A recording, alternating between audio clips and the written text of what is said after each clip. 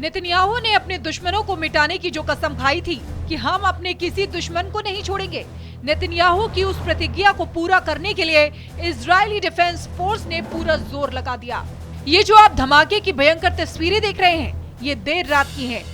देखिए, Israeli force जब अपने दुश्मनों से इंतकाम लेती है तो फिर किसी को ना तो भागने का मौका मिलता है और ना ही जान बचाने का।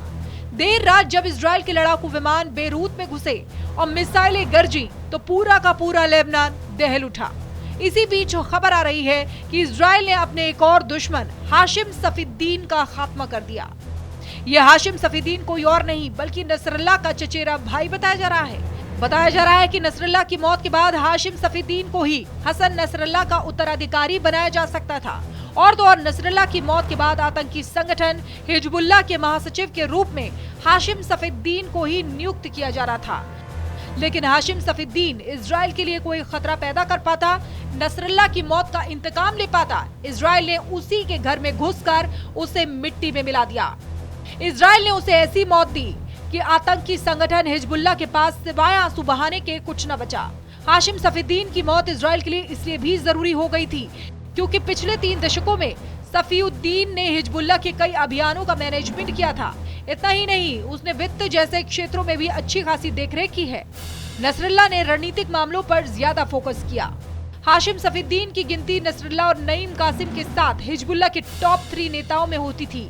हाशिम आतंकी संगठन हिजबुल्लाह की जिहाद परिषद का सदस्य भी था और हिजबुल्लाह के राजनीतिक मामलों में बड़ी भूमिका निभा रहा था। और तो और हाशिम सफीउद्दीन को 2017 में अमेरिका ने आतंकवादी भी घोषित किया था। हाशिम सफीउद्दीन का जन्म 1964 में दक्षिणी लेबनान के डेर कानून अल नहर में हुआ था। उसको लंबे समय से नसरल्लाह के उत्तराधिकारी के तौर पर तैयार किया जा रहा था। वो ईरान में पढ़ाई कर रहा था। उसको 1990 के दशक में ईरान से वापस बुला लिया गया था। ऐसा इस वजह से किया गया था जिससे वो हिजबुल्लाह के अंदर नेतृत्व की भूमिका निभा सके।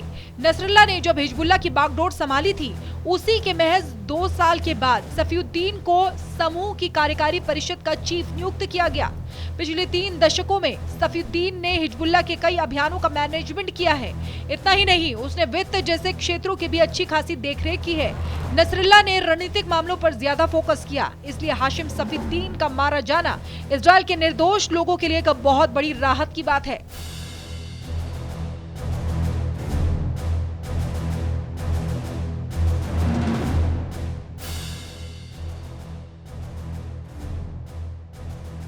Bureau report, Republic Bharat.